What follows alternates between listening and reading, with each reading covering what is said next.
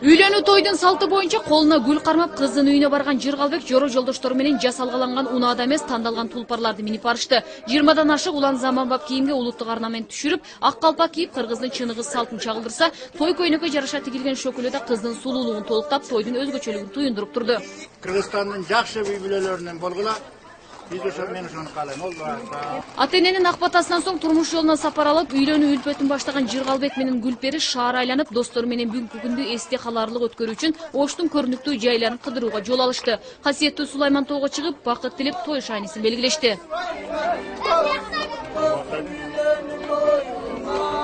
Кыргыз улуттук